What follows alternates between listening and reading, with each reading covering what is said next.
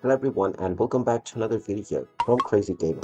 In this video, I'm going to show you how to update the Toy Blast game on your device. So let's get started right away. Now if your Toy Blast game has not been updated to the latest version, then it might not work as properly as it is supposed to.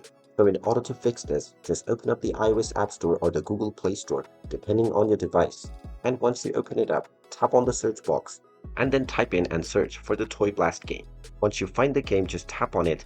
And if you see an update button instead of play, then you will need to tap on this in order to install the latest updates. Just tap on this button and wait for a while until all of these updates are installed. Once the update has been installed, you will once again see the play button, which you can tap on in order to launch the game and start enjoying it right away once again. And there you have it. That is how easy it is to update the Toy Blast game on your smartphone.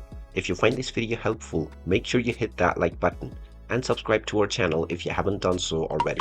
Also ring that notification bell to never miss another update from us. Thank you for watching and I will see you again in the next video.